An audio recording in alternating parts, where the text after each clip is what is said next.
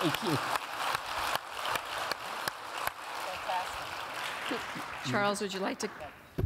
Charles, would you like to come up? Thank you. Sure. Right. Thank you. That was really interesting. And I just want to say I have my little pedometer with me. So Fitbit. A Fitbit, right. Right. So, and I'm at 4,700 steps, so I have to take a walk after lunch. I'm delighted to be addressing this group, Volution. I am a bus guy, and you know, I'm kind of a minority here. I'm a third-generation private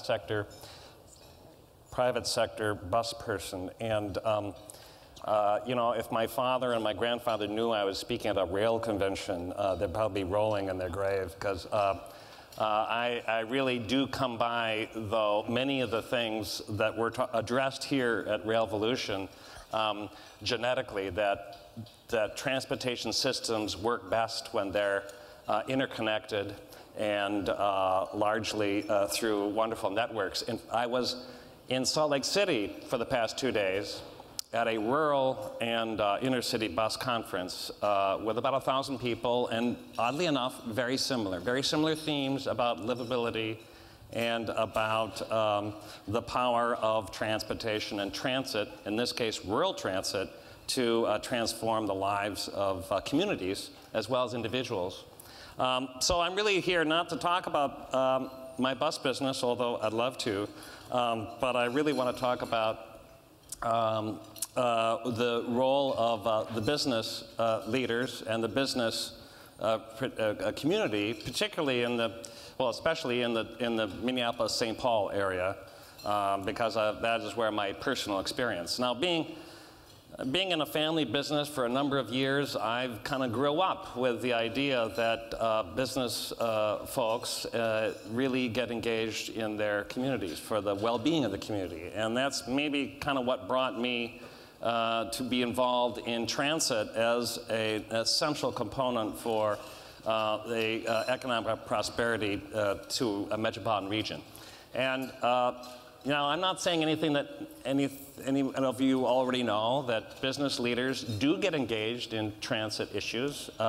Many of the great transit systems and rail lines around the United States have been funded, maybe by taxpayer referendums, maybe by legislation. Business leaders have been there advocating on their behalf. And I think that's you know, something that has been fairly consistent. I think what I've seen over the past 10 years is a real evolution, at least in the Twin Cities, of how business views transit and really the role it plays, not just getting people from here to there, but really something about the business community's enlightened self-interest over many decades ahead. So I want to just take you a little bit on a journey of my personal journey on two things that it was in my introduction. One is the formation of a group called the Itasca Project in Minneapolis and St. Paul, and then also to kind of tell you why is it that transit and building out the transit system in Minneapolis, St. Paul has become the #1 issue for the Metropolitan Regional Chambers of Commerce, a coalition of Minneapolis, St. Paul, and then the western suburbs, all who have their own chambers of commerce, but have joined hands about this issue. I'd say about 10 years ago, a group formed, this Itasca Project, which is about 50 CEOs, some mayors, foundation executives, the governor, to address some issues that they felt business associations, business chambers weren't addressing. And frankly, we're stuck politically. We had, and I'd have to say, we had the great fortune in the Twin Cities to have a number of large employers. We have, I think, maybe even a record for our size for having as many Fortune 500 headquarters. I think it's around 20, but there's a bunch of Minnesotans that can correct me, but I think about 20 headquarters of large employers, large businesses. So this Itasca Project, which oddly enough doesn't really exist. It's a virtual organization. It's not a 501c3 or C4 or even a business. It is just a collection of CEOs who get together 4 times a year and staffed largely through the pro bono efforts of the McKinsey consulting firm, and with some foundation support, actually work on a number of issues through task forces. Some housing, and with an overall vision that, we're really proud of our civic engagement in the Twin Cities. We're really incredibly proud of our quality of life. But a lot of that was done by the generation ahead of us, by 2 generations ahead of us. We have a wonderful park system. We have tremendous education. But there's these cracks in the infrastructure, in the metaphorical infrastructure that, life is really changing and maybe we're not so great. And so this group got together and said, let's see if we can study it and see if we can make a difference as business leaders, not working through traditional business organizations which seem to be concerned more about a business agenda, but more toward a civic agenda. What could really help the livability and, yes, the economic competitiveness and quality of life long-term for a metropolitan region. And we worked closely with Brookings early on, 10 years ago, with their metropolitan group, who gave many insights, one of which is, as great as we think Minnesota is, we have some of the worst records in the economic disparities based on race. So we said, our vision has to be a quality of life, economic competitiveness, and we as business leaders, we have a stake and a responsibility to be involved in helping solve that growing disparity. So several different task forces were formed, one around education, K through 12, and now a new one forming up on higher education, one on innovation and job creation, and then a third on transportation. And I've been very fortunate to be able to co-chair the Transportation Task Force. I, being a bus guy, thought I knew something about transportation. I learned pretty soon that I didn't have a clue, so I have been mostly a student of this process, I'm not an expert. But the Itasca project soon realized that it could have a valuable role, but there are many, many groups involved in advocating for transportation funding. Minnesota was facing, I guess the word is fiscal cliff. There seems to be many cliffs, but that was one in the early 2000s, where both roads and transit were facing capital shortfalls and operating budget shortfalls. But one thing that we did was connect actual CEOs directly, themselves, in their individual passions toward their own community. There was kind of a myth that the Pillsburys and the Daytons and those wonderful founding families that helped breed these Fortune 500 companies no longer would be run by family members. They were professional CEOs. They had global businesses. And even though Medtronic may have been founded in somebody's garage, their business focus was really much beyond Minnesota. Well, it turns out after a year of interviews and conversations with business leaders and tapping into their personal passion and responsibility about their home, where they lived, that no, that in fact was a myth. They actually did care that they could actually, if they could make a difference, if they could get involved, and finding the best way to get them engaged was a way to develop traction towards some of these larger goals. So, the Transportation Task Force was, again, members who were business leaders, but found that they could do a number of things that, by virtue of being CEOs, that was helpful. Like they could actually call meetings of all transportation interests and talk about a common agenda. So we'd have a meeting with the Sierra Club next to the National Taxpayers Union, next to Republican parties, and we took a very bipartisan approach. And not that others weren't meeting before, but somehow the angle of saying, look, you know, we really want to bust through silos because that's kind of what business does a lot of the time, being very in tune to markets and understanding how to, as they say, put points on the board. We're not interested in studying policy. We're actually really interested in making steps to advance an important agenda. So I think maybe one of the best work of getting business leaders engaged was actually having a series of dinners. And this sounds like it's such a old world idea to actually get governor and key legislators and elected officials together with small conversations to talk about the future of the state. What do we all as Minnesotans really care about? So turns out, you know, when you get the head of U.S. Bank or the head of United Health and you sit around with legislators, you get a really interesting, wonderful, shared kind of conversation. And many heads of government relations departments of these companies, and many are good friends. I don't know if there are any in the room, but you know, it was kind of instructive that we didn't have lobbyists in the room.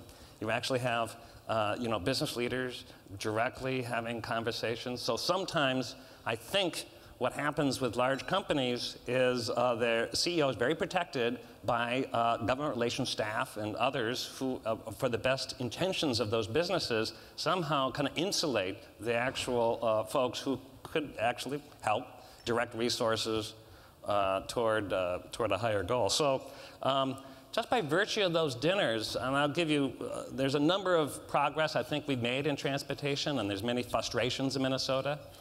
But I will say personally that a 2008 transportation bill, which was quite comprehensive and actually provided a dedicated stream of transit funding or an opportunity for it, as well as a gas tax and some other roads, statewide issues. But it was passed by a Democratic legislature and a Democratic Senate, but vetoed by a Republican governor. And I think by virtue of some of those conversations, that was the only piece of legislation during Governor Pawlenty's 2 terms that was overridden by a legislature where Republican legislators crossed over. And the entire business community was behind that override, which was hard because I think the business community had a natural you know, friendship and understanding with the governor. But in this case, we had the entire business organizations, including the State Chamber of Commerce, who said, this is too important for our state. So I think since then, it's not just weighing in on that particular piece of legislation. I think it's getting more into the depth of what others here and what all of you are passionate about, which is kind of businesses realizing and understanding the value of, if we want a world-class city, a world-class companies, we have to have the world-class livability. And the work of Itasca and now also very much the Metro Chambers of Commerce are ruled in part by these large companies looking at the facts, looking at the numbers. If in downtown, and actually it's the human resource departments, I talk about the government relations departments, the human resource departments of major employers are quite adamant on the subject, and I'm saying what everyone here already knows. But if 40% of downtown Minneapolis employees are transit riders, and say 50% of U.S. Bank headquarters employees are coming to work by transit, 60% of Ameriprise headquarter employees are coming by transit. This is no longer a nice social service. This is not a luxury. This is essential. And why is it essential? Because in order to attract and retain talent, that is necessary to have the infrastructure in place for these companies. And that's, I think, kind of become almost now more and more accepted wisdom. The whole notion that millennials, Generation Y, really don't like cars. In fact, prefer not to, and really insist that, how do I get in and out of work? I will choose where I want to live. You know, this is the Richard Florida effect. If in fact we want the Medtronics, the General Mills, who think we hire the very best marketing and innovators, and we recruited these wonderful business schools and wonderful places around the world, but how do you get people to live and flourish in the Twin Cities? And their recruits tell them, you know, this is what we need, and this is where we would like to live. So companies are naturally competitive. There's a group of, we started 10 years ago, we started chambers of commerce of the Twin Cities taking a trip every year to another city just to look at its assets, look at its infrastructure, look at its economic development efforts, look at its education. And a trip 2 weeks ago to Denver, we certainly saw what Fast Tracks is happening in the development of Union Station. But there's one statistic that just really bugs business leaders in the Twin Cities, and that is that Denver is the #1 importer of people between the ages of 25 and 35. And the Twin Cities is number 39 among cities in America. Now, I shouldn't say that because it depresses me, but you know, we kind of thought, hey, we're a cool place to live. You know, people love living in Minnesota, even though it's cold, we cross-country ski. But we realized that changing tastes in employee and people's lifestyles is critical for economic prosperity and for these companies' prosperity. An economic development, a regional entity called Greater MSP was formed out of a TASCA project about 2 years ago. It's kind of under its first year of full operation. This is a $5 to $6 million a year budgeted, staff of 20, which is taking a regional approach toward marketing, attracting businesses, and retaining businesses in the Twin Cities. It feels like, you know what, we can do a better job to try to build our economy. And we have a wonderful executive director of that organization. And they have found in this first year of operation some pretty good data about what businesses are looking for when they want to relocate or locate a facility in a metropolitan area. And it's pretty simple. These are many times professional site selectors who travel around and they know all the metropolitan regions. But the top priorities that businesses, and these, as cited by these site selectors, are looking for is able, human capital. Are the people educated in this metropolitan area? Are they entrepreneurial? Are they the kind of folks who would make great employees? What's that population like? And Minnesota's always scored very high on that. But number two, now, it wasn't always true, but number two is, where's your transit system? Some are very specific. We're only going to site ourselves near one, near a station. And we think that's different, but I think it's very commonly accepted now. And the third, and actually the reason I mention it is because it is third, is the cost of doing business within a region. And that might be tax structure, there might be a whole lot of different wage rates. But number one and number two were there first. So I know in Minnesota we are facing more funding challenges, and I'm sure every state and city is. But what I think is ahead is more business engaged in that. There is a campaign by these chambers that are working on that, and the TASCA project has commissioned a return on investment study to take a business look at what the benefit is of building out the transit system. And I had the honor of reporting on that yesterday, but the conclusion is it is very positive. And if you're a president of Target and you're considering spending $4 billion, you would be delighted with the eternal rate of return on that transit system. So thank you very much, and I look forward to questions.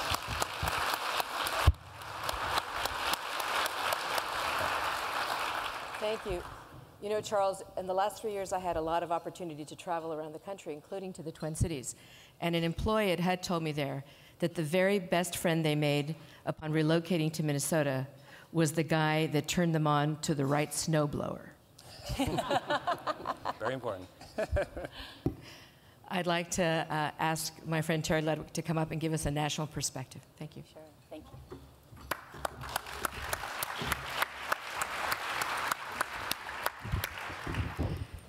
So good afternoon. So great to see everyone. And thanks for the opportunity to Volution to be part of the discussion today. And thanks very much to our moderator, Mercedes Marquez, who, as I think you all well know, is an incredible leader in this field.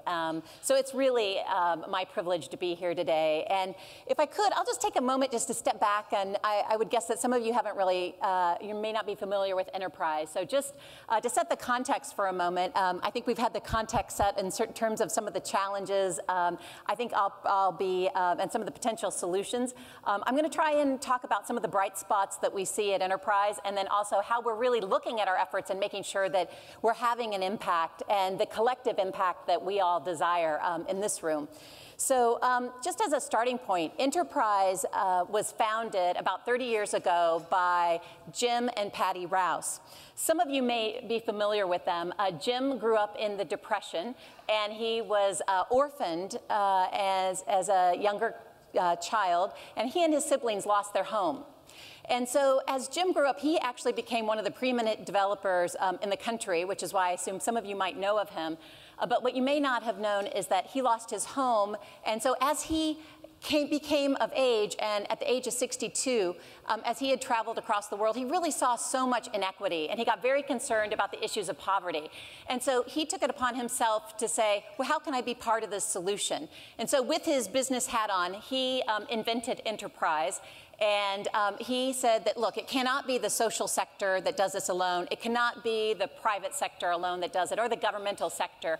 We all need to come together and think about how we bring together those constituents. So Enterprise was really founded on this notion of how we bring together public and private partnerships to do the important work in our communities.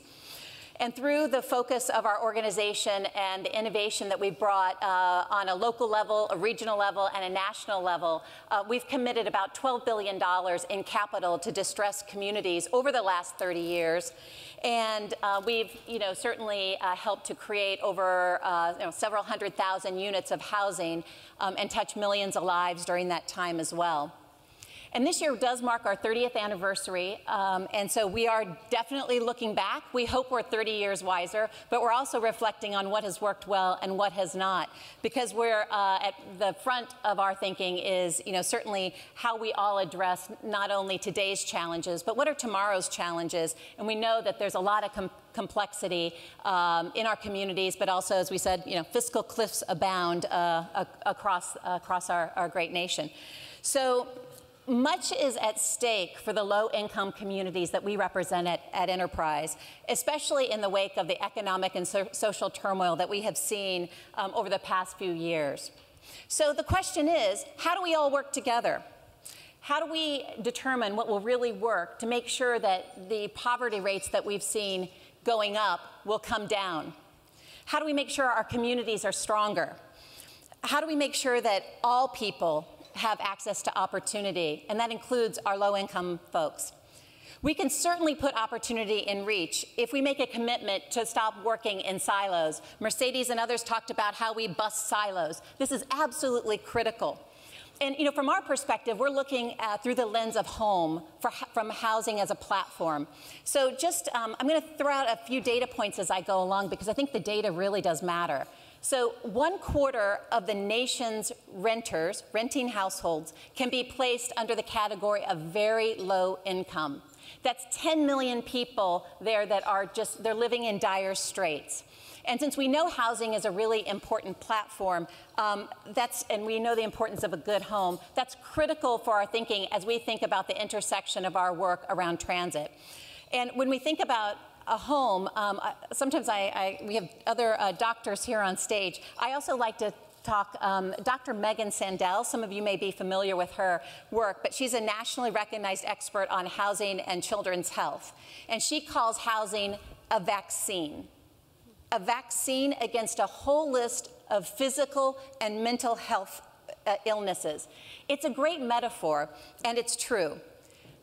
So we know this, housing as a platform, and what else we have learned over the last 30 years in our communities is that housing must be linked to good schools, to good jobs, healthy living environment, and absolutely to transportation. We need this to happen in order to be really linked to opportunity. So I'm really pleased to be here today to talk about those linkages, specifically between housing and transportation, which we know is a very big part of the solution. And I want to turn my focus to metrics, the economic, health, and environmental metrics that we're adopting to make sure that we see how we're making an impact in people's lives. So again, taking a step back, let's look at the data, the economics in our work. Right now, 20 million households nationwide spend more than half of their incomes on rent. By federal standards, a home is considered affordable when you pay 30% or less on your housing costs. A recent report by the Center for Housing Policy found that in most metro areas, families earning $50,000 or less are spending about 60% of their incomes when you look at housing plus transportation combined. So to manage these costs, what we often see are families moving from a place that is close to transportation to far away, from the cities out to the suburbs, et cetera.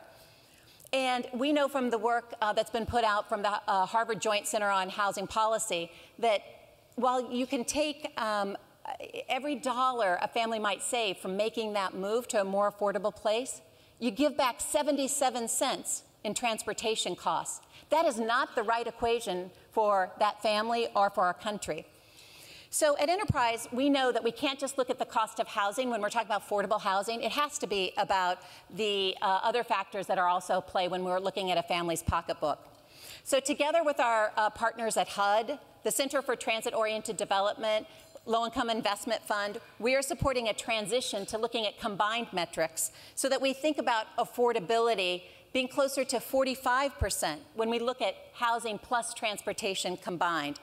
And we think by just simply talking in those terms that will start to help us bust silos and to work across our lines. Now let's talk about health metrics related to housing and transportation.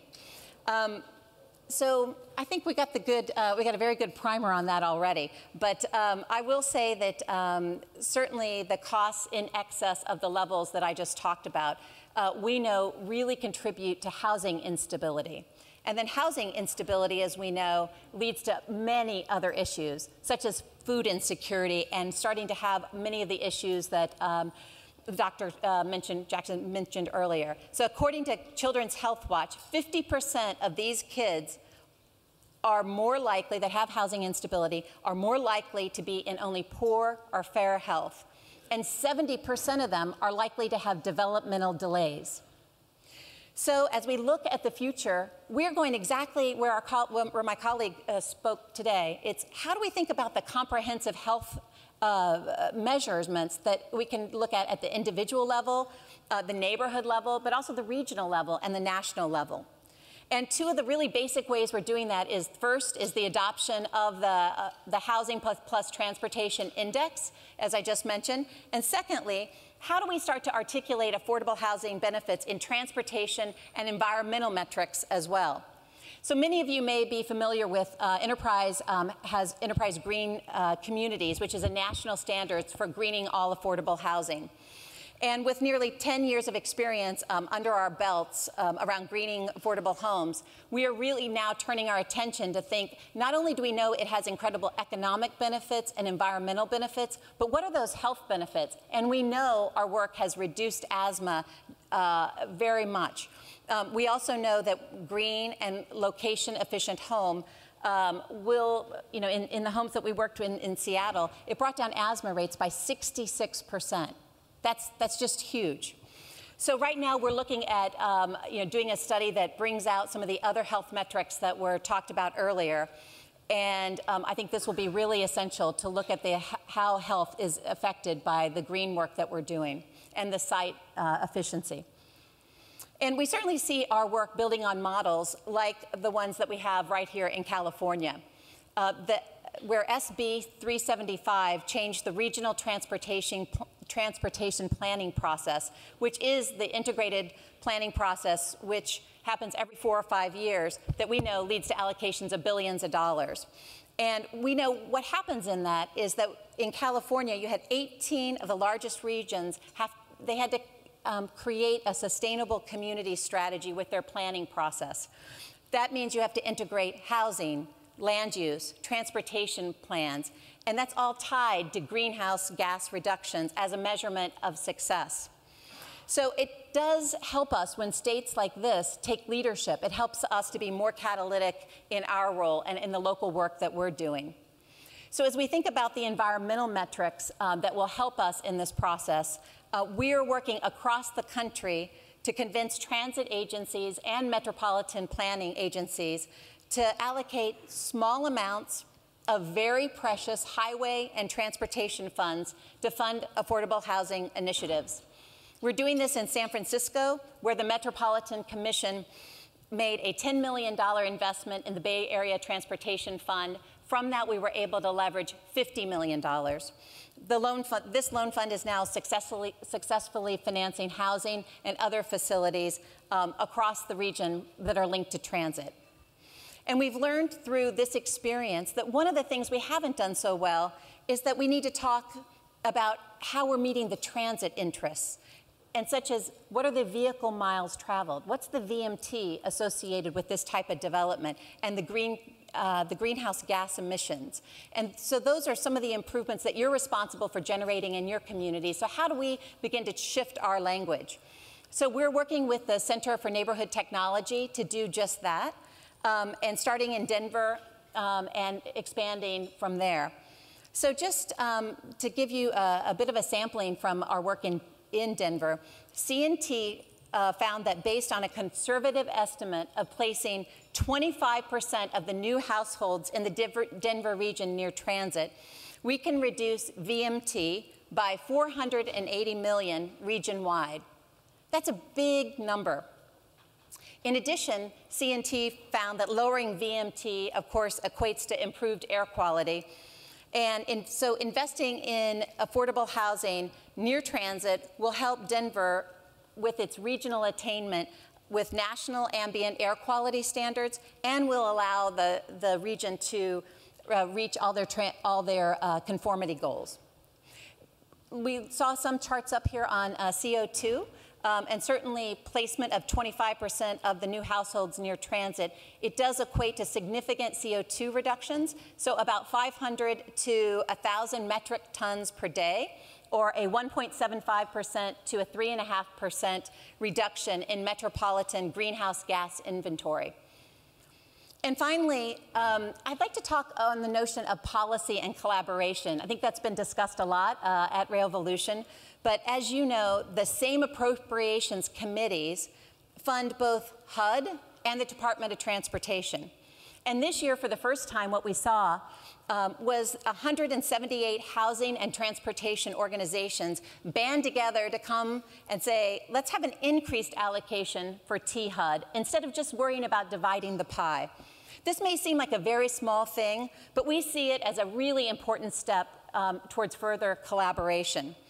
And a world where the New Starts and the TIFIA funds that are expanding our nation's transit systems are tied to the success of programs like HUD's Choice Neighborhoods. And a world where we're working together, housers and transit folks, and we're sharing a common set of metrics and looking at the community and the national impacts together. So in conclusion, I will just say that the federal landscape, as we know, is changing. We're all spending a lot of time in D.C. These days. But what is really important, I think, is that we're all embracing the innovation, the disruptive innovation, the incremental innovation that this is going to take. And I look back at enterprise green communities. Back in 2004, you never saw affordable housers, talk at all about climate change. Now I believe that we truly are getting to a tipping point with our work. And what was once considered innovative is now standard practice, is becoming standard practice in the field. And that was all done through the type of collaboration that I'm talking about, being very open sourced in the way we are. So for me, in many ways, it's 2004 all over again when we look at the gap between transportation and housing. Two separate worlds, two different languages, but we believe they're indelibly linked. And by focusing on aligning the two, we can bring more resources to our work and more opportunity to people and to communities. So thank you very much.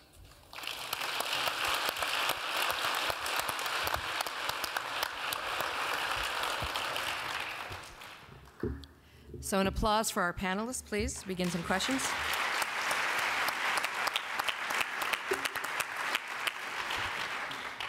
As we break down silos, you know, part of that is that we're going to run into one another, right? We have, as we're going to collide a bit as we learn what it is how to harmonize, actually, and to change that vocabulary. You know, Dr. Jackson, you've said, you know, talk about depressing, I mean, hard. And if you're from LA, where all you are is riddled by freeways and all these things, really tough. Going back to the neighborhood in Boyle Heights, you talked about some of the health dangers there because of the freeways. And yet it's that transit system that devalued the property in Boyle Heights and had it empty out. Now it's the transit system that's going to raise all of the property values anew and put people at risk. So if we're taking a look at, so we're not to build because of health risks. Are we in some way really talking about gentrification? Are we in danger of using some of these health statistics to argue for gentrification in poor neighborhoods, a place where we collide? Could you comment? A number of my staff have been working hard in Boyle Heights looking at community engagement. One of the most important things is to have the community who has ground knowledge, who has ground truth, speaking to what is needed. They have done aggressive walking audits, just people. Why do trucks bypass the freeways and are going through their own backyards and those set of issues? Ultimately, people with more income demand and bring in more services. And so, at one hand, we're going to have to bring in people with higher income and higher resources. But we've got to make damn sure that we're not driving out the people who have been there a long time. Actually, South San Francisco has done a pretty good job when they put in the stadium of keeping the same amount of affordable housing, but bringing in a lot more services and upper income people at the same time. So another place where health advocates can help, right, band with lower income communities that are fighting to stay to figure out balances. The metric has got to be people. I get so frustrated with transit people that think the purpose of transportation is to move cars and vehicles. It's to move people. And if you make people the benchmark, you end up making better decisions. Sound right? Thank you, Doctor. You know, there are conflicts everywhere. We have to make choices all of the time. I think even in the business community, right, choices have to be made all the time. Could you tell us a little bit about how it is that business support for transit investments might conflict with other business priorities, and how do you better align those conflicts as you work it through, even amongst yourselves? Well, that's a great question. In fact, you know, in a political world where many business more likely aligns with those that want tax decreases and no new taxes, and yet here we are talking about wanting to build out infrastructure with, which will take more revenue, more tax revenue. I think it's difficult. I think that's part of this ongoing conversation. And when I talked about doing a return on investment study, that was as much not for an advocacy piece for the legislature, that's for the business community itself to take a look at this and say, well, that's so expensive, that's just more government. It was like, yeah, and actually there's a pretty solid metrics that say there's a return here. So maybe having and being open to additional sales tax is something that will be, in the long term, a benefit. So it's changing the conversation to get it more fact-based. And I think in terms of other initiatives, the Itasca Project and Chambers are very involved in workforce development and in job creation and in education, and all that is very much linked together. So I think that the fact that there's a transportation task force, it is very much in keeping with the other initiatives that that this business group has taken on. So I think that in fact there's probably more alignment than conflict. I think this with the business community is going to become more important. You know, in Asia, as they build out transit, right? They really are working hand in hand with the business community, who is starting to understand that their real estate, or just the access to the closeness to their business is going to increase the value of their businesses. And so the governments there already begin with a fee increase there to capture some of that value to keep building out. And as we face, cliff face after cliff face, there's going to have to be a better understanding amongst us all if we're going to prosper at all. Right? We're going to have to talk about how do you actually pay for this other than just coming straight out of the federal government all the time. Does that make sense to you? Well, I think it does, and I think, if we start looking at some of the downtowns where businesses have said, you know what, let's put together downtown improvement districts and tax ourselves to actually provide some services that, some of it transportation related, so that there's safety, health, and the ability to kind of create the livability that they believe is a competitive advantage. Thank you. I am a huge fan of enterprise, and it seems to me that every time I turn around, you all have managed to be ahead of the beat and find a way to express what so many communities are struggling with. And so I'm wondering what you think are the one or two most important ways that we should measure our success, maybe 5 years from now. Sure. I just gave quite a impassioned plea, I think, for the notion of equitable outcomes for all people. And so when I, obviously from my perch, I'm thinking a lot about the outcomes for low-income folks. And I just think that, we've seen the other side of the equation, and I think it's really, really important that we're thinking about the outcomes for all people. In an equitable way. The second thing I guess I would say is, you've heard at least from a couple of the panelists today, but just I do think that it's about the people at the end of the day, and the people, it's just very tightly related to their health and their well-being, and that's how they live in their community. It's about the health indicators, and I think increasingly that's where we're going to. And I don't think it's de-linked in any way from also the charts we saw on where the healthcare expenditures are. And I think we're all going to be confronted in the next 5 years by looking at a decreasing, government spend on some of the issues that we care so deeply about. So we're going to have to get that equation right. So, Doctor, would you like to add something to that? It's my experience that one thing that developers hate most are the environmental impact assessments. And I will argue that we need to, the problem with environmental impact assessments is it looks at one metric in one domain. It looks at very narrowly. And I'm hearing this around transit-oriented development. And I'm hearing air resources leaders say, we don't want too many people there because the air quality, if you cluster them all together, is actually worse than if they were all dispersed. And I've heard this in Santa Barbara and other areas as well. And I think if you really looked at all the health indicators, if you do have people with quality density, with decent parkland around, with decent schools, with kids being able to get back and forth, injury rates go down. There are a whole series of, yes, maybe there is slightly more air pollution if you're near the transit center, but there are a series of other benefits. And if we actually counted up the benefits versus the risk in a more honest way, instead of, this word's come up a few times, only within each silo, we might end up with a better decision. Charlie, you spoke a little bit about, and you called it old world, having people come together and speak to one another. And if we're going to be about people, I hope that we're never texting, or whatever the new form will be. I'm not even do tweets or anything like that. But I'm hoping that we don't forget that in the end, it is about relationship. And if we're going to figure out a way to reach across silos, if we don't speak to one another, one, we won't come to common language so that we understand what we're talking about in each of our different fields. And the importance of actually sitting with someone and gaining some trust, particularly as we face hard choices, may be the best thing. So I hope that at least that part of the old world we never do away with. I agree. And certainly this conference has been that, right? I have seen people kibitzing all over the Lowe's Hotel having conversations. I know that my own staff from the housing department has come back already with new ideas and folks that they've met and some new link they want to look at, and so it just speaks to that. I also think as we look at other types of communities, you mentioned Santa Barbara, right? So it's also a matter of who do you want to be?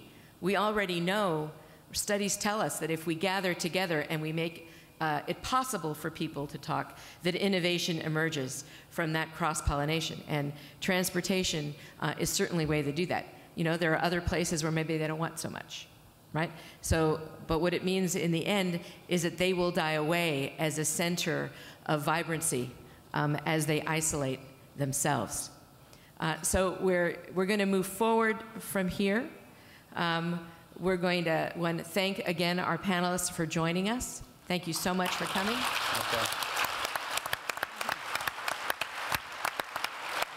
Again, on behalf of the city of Los Angeles, I'm hoping you had a wonderful time, that you've enjoyed this last bit of summer weather here in LA.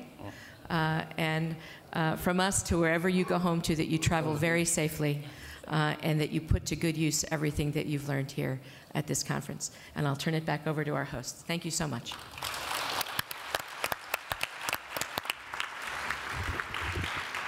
Well, I think we learned a lot about silo busting today and the challenges of articulating different ways of measuring success and the importance of working across the sectors to achieve our results. With that, I'm going to let you all go, but I wanted to mention a couple of important things. One is the LA regional transition conversations happening this afternoon. For those who are here, it should be really great dialogue, more deep dives into the LA region issues. Please submit us evaluations and feedback, both about the individual sessions, but also about some of the new types of formats we've used this year, because we're trying to make sure that we get feedback about what's working and what isn't. And then lastly, for those of you who will be here this afternoon, I welcome you to participate in the Raise the Bar, Raise the Roof discussion, which is another way we're gathering feedback. It's from 2 to 3:30. And with that, thank you so much for coming, and I look forward to seeing you in Seattle. Thank you.